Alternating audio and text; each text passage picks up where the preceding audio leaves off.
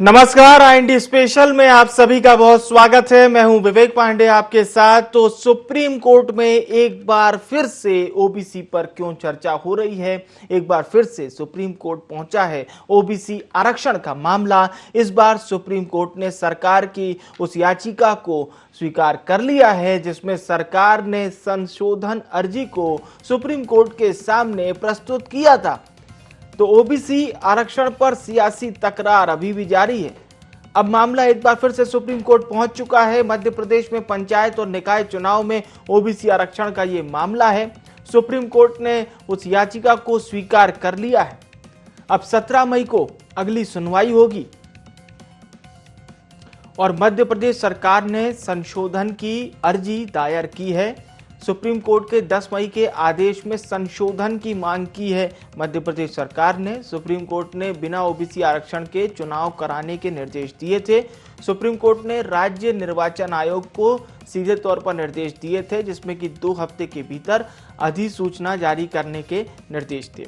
बीते दिनों दिल्ली में सीएम शिवराज ने सॉलिसिटर जनरल तुषार मेहता से मुलाकात की थी और ये माना जा रहा था कि किसी भी तरह से सरकार सुप्रीम कोर्ट में एक अर्जी जरूर लगाएगी और ये जो फैसला सुप्रीम कोर्ट ने 10 मई को, आपको याद होगा 10 मई को जो फैसला सुनाया था सुप्रीम कोर्ट ने, ये उसी पर एक बार फिर से अर्जी लगाई गई है और अब 17 मई को अगली सुनवाई होगी इस संशोधन अर्जी पर। तो सुप्रीम कोर्ट ने स्वीकार कर लिया है संशोधन अर्जी पर अगली सुनवाई 17 मई को होगी। और ये अब निश्चित तौर पर गेम पूरी तरह से ऐसा अब नहीं है कि विपक्ष के हाथ में क्या है, सरकार के हाथ में क्या है। अब ये पूरी तरह से सुप्रीम कोर्ट के हाथ में है कि सुप्रीम कोर्ट क्या कुछ निर्णय लेता है। और ये बहुत अहम होगा क्योंकि बहुत ही महत्वपूर्ण विषय है। केवल सियासत की दृष्टि से नहीं बल्कि आम जन की दृष्टि से भी देखें तो ओबीसी आरक्षण के बिना पंचायत और निकाय चुनाव कराने का जब फैसला सामने आया था, शिवराज सरकार ने ये साफ तौर पर कहा है। मध्य प्रदेश के मुख्यमंत्री शिवराज सिंह चौहान, जिनको हमने सुना भी था, उनका ये साफ तौर पर कहना है कि कुछ भी हो जाए हम बिना ओबीसी आरक्षण के ये चुनाव नहीं कराएंगे और शिवराज सरकार पूरी तरह से प्रतिबद्ध है। ये बात भी वो कह रहे हैं।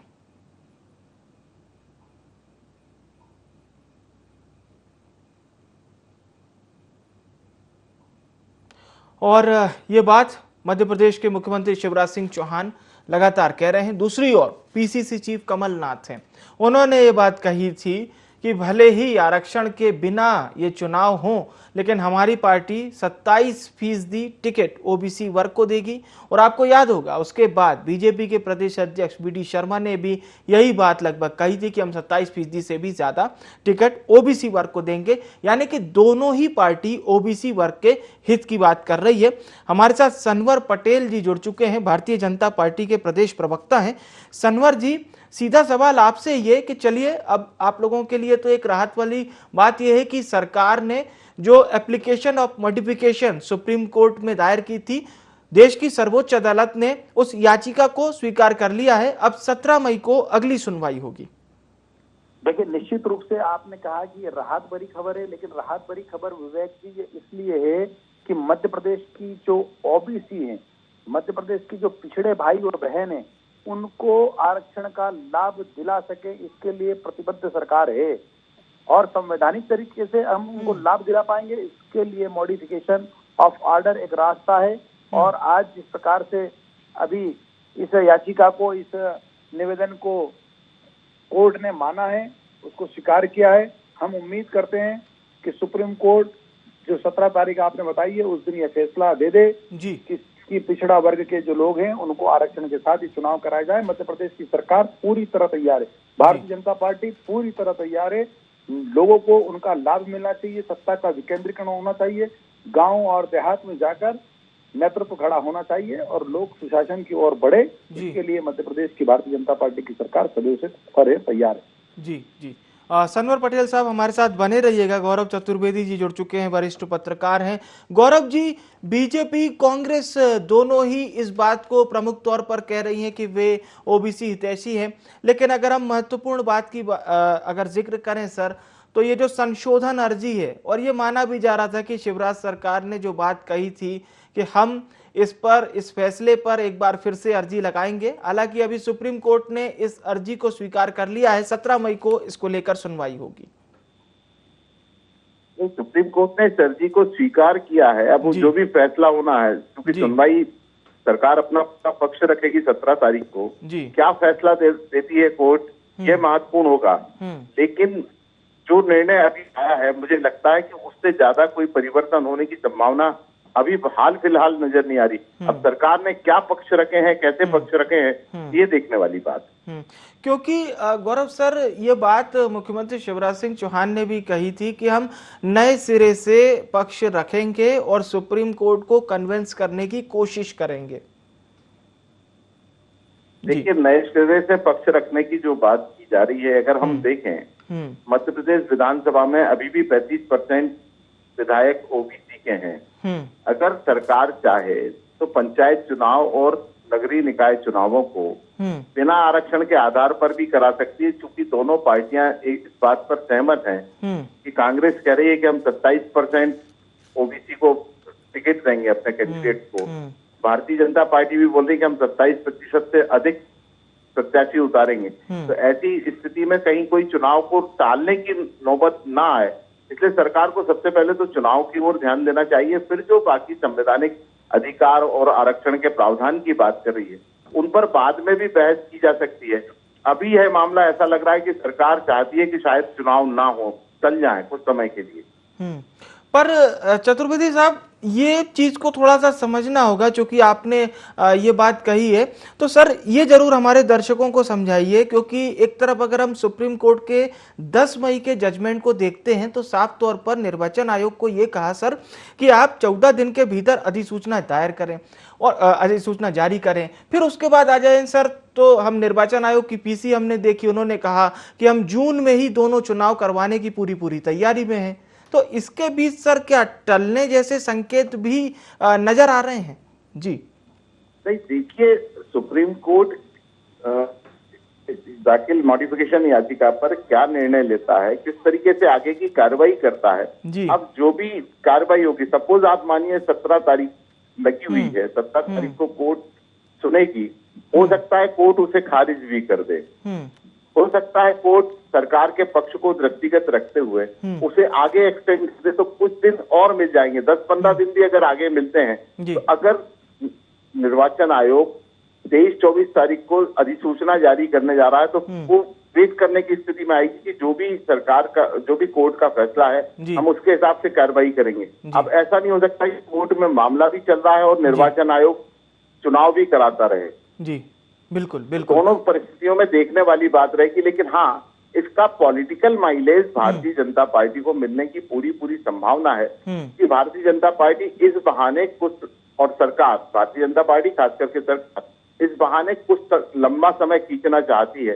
और जो भी फैसला होगा कोर्ट का, वो कोर्ट का फैसला तो मान्य सभी को होना ही रहेगा, चाहे वो कांग्रेस हो या भाजपा हो। बिल्कुल, ये बिल्कुल सही बात आपने कही सर। गौरव जी हमारे साथ बने रहिएगा।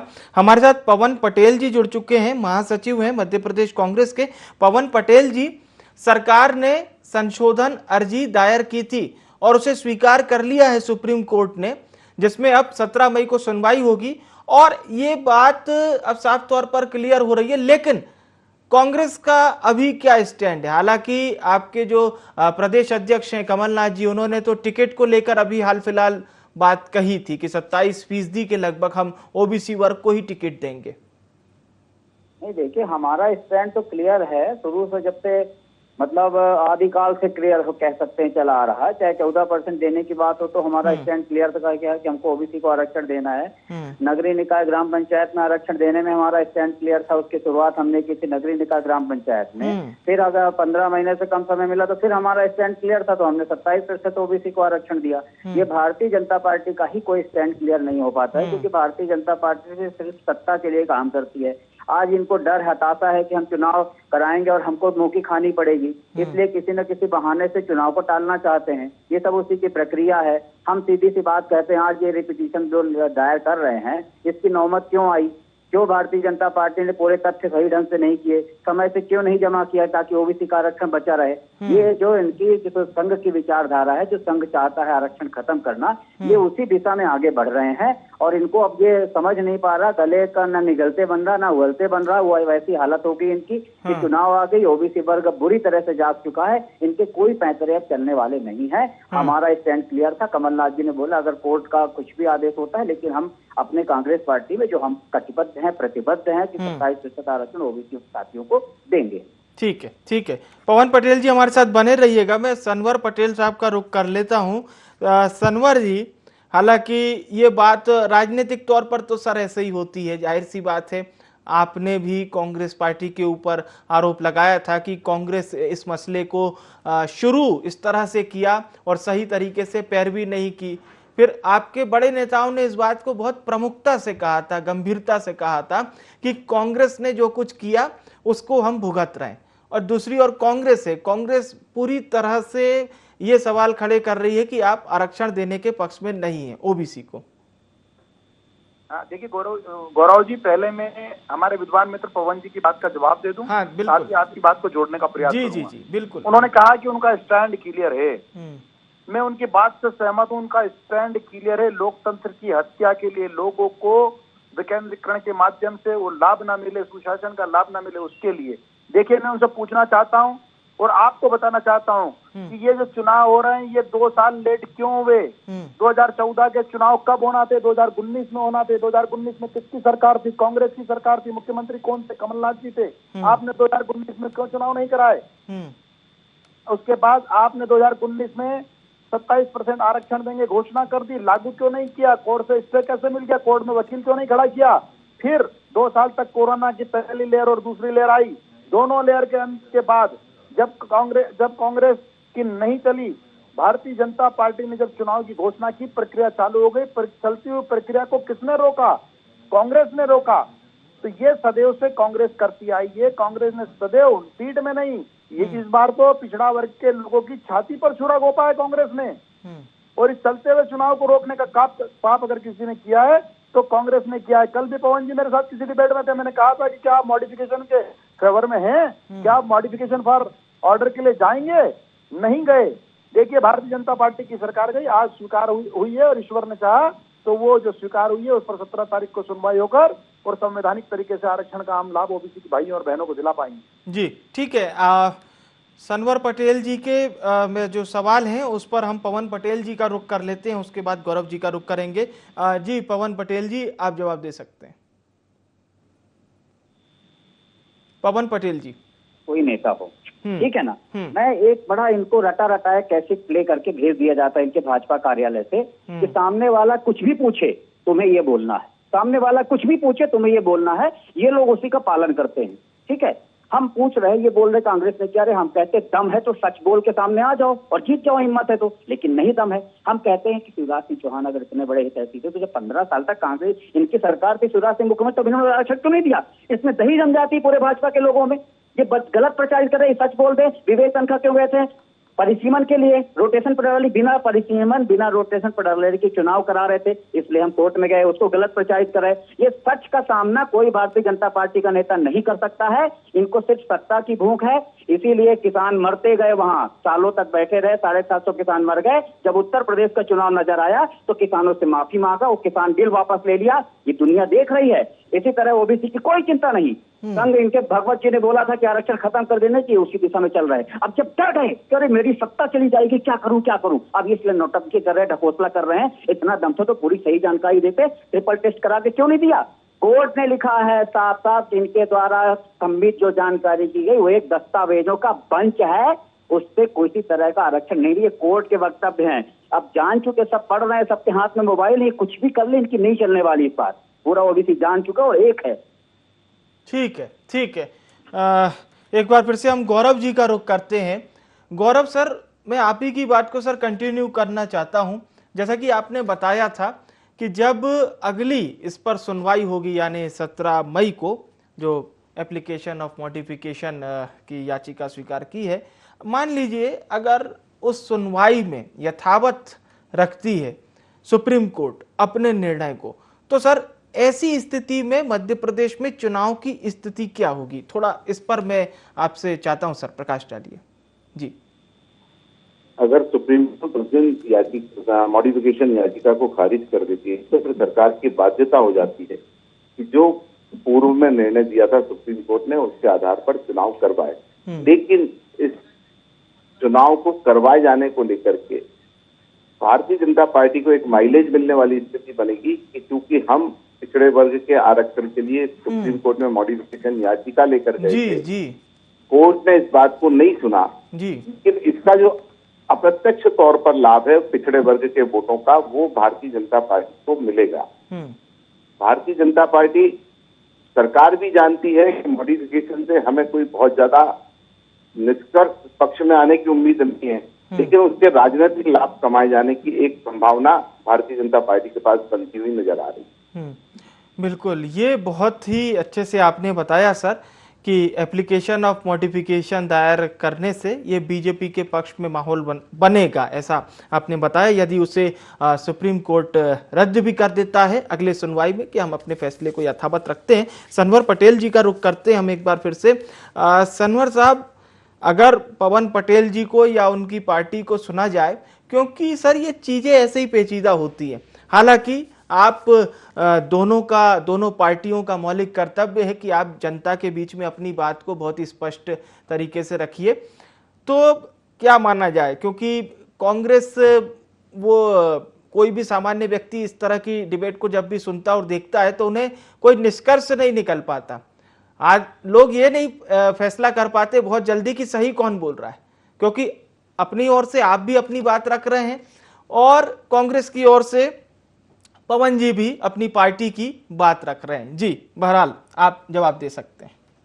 पवन जी बातें बड़ी अच्छी करते हैं, लेकिन एक भी उनकी बात सच नहीं होती है। सच इसलिए नहीं होती कि उनकी पार्टी ईमानदार नहीं है। अच्छा वक्ता होना अच्छी बात है, लेकिन अच्छे वक्ता के पास कहां से अच्छे शब्द आएंगे, सही शब्द कहां से आएंगे अगर उनकी पार्टी कुछ अच्छा करेगी? 42 साल तक इस पार्टी के नेताओं ने मध्य प्रदेश पर राज किया, मध्य प्रदेश में मुख्यमंत्री रहे।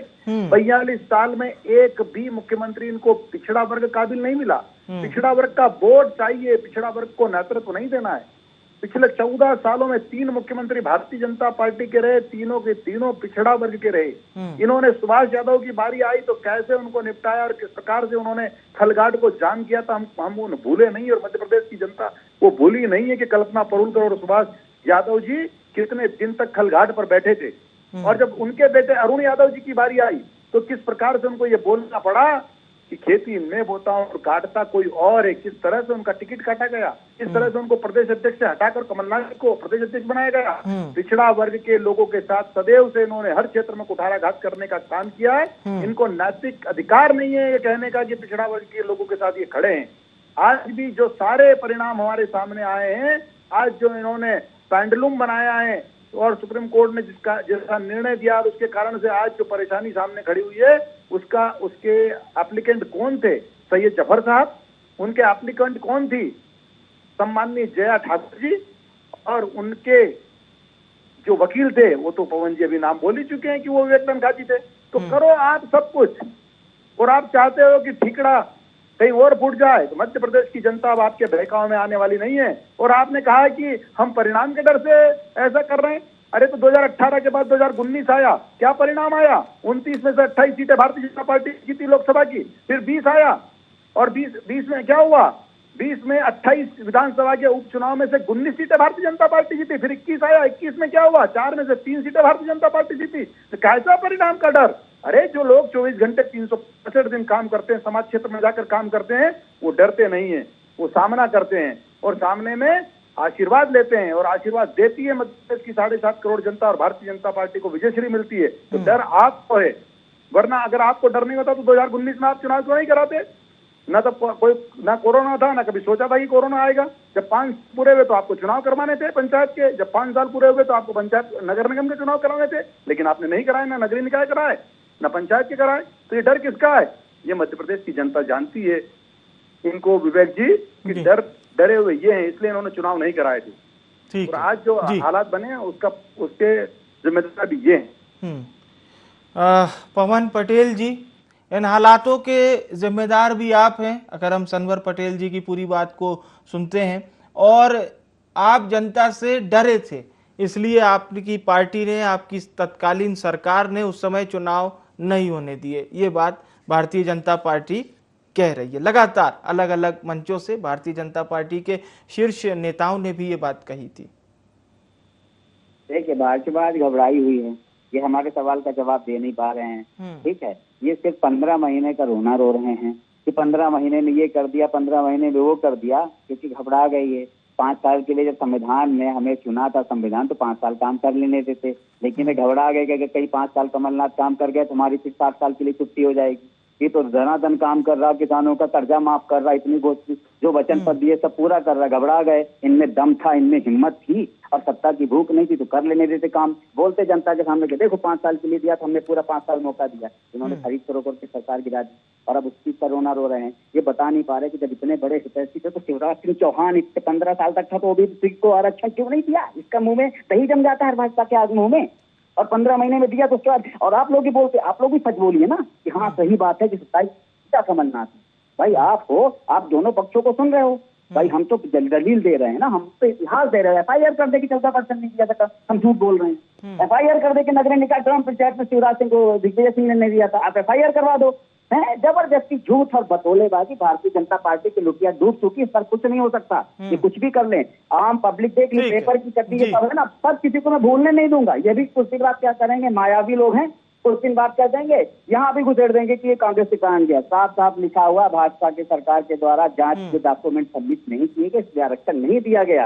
ये साफ साफ है, मैं भूलने नहीं दूंगा इस बार देश की जनता को। देखिए आएगा मजा इस बार। चलिए, हम है तो सच काम पे कर ले बात। ठीक है सर। सनवर जी, अगर आप कुछ जवाब देना चाहें तो दे सकते हैं, फिर हम गौरव जी का रुख करेंगे। जी सनवर जी। देखिए पवन जी एक भी तथ्यात्मक बातें नहीं कर रहे हैं। पवन जी की पार्टी ने जितना भ्रम फैलाना था, जितना झूठ फैलाना था, वो 50 साल तक मध्य प्रदेश में फैलाया और देश में फैलाया। आज मध्य प्रदेश और देश की जनता जान गई है कि कांग्रेस झूठ बोलती है। और पवन जी ये बोल रहे हैं और आज उदयपुर में उनके नेता बोल रहे हैं कि हमको सुधार की जरूरत है। क्यों बोल रहे हैं ये राष्ट्रीय अध्यक्ष उनकी कि हमको सुधार की जरूरत है? अरे ये सब कमियां छोड़ी, तभी तो आप 404 सीटों से 44 पर आए मेरे भाई। तभी तो आप 30 राज्यों से 3.5 राज्यों पर आ गए मेरे भाई। और अब आपके राष्ट्रीय नेता आज ही उदयपुर में बोल रही कि हाँ हमने कई कमियां हैं, हमको सुधारना है। पवन जी कह रहे हैं हम ही सही है। अरे भाई इतना दम्भ कहाँ से? पवन जी आपके शब्द अच्छे हैं पर इतना दम्भ और इतना घमंड ठीक नहीं है मेरे भाई। सुधार करवाइए, माफी मांगिए। जो पिछड़ा वर्ग के लोगों के साथ कुठाराघात किया है आपने, उसके लिए कांग्रेस को माफी मांगना चाहिए। ठीक, गौरव चतुर्वेदी जी से हम अंतिम प्रतिक्रिया लेते हैं, फिर इस कार्यक्रम का समापन करेंगे। गौरव साहब, एक ओवरऑल अंतिम प्रतिक्रिया सर आपकी इस पूरे मामले को लेकर। जी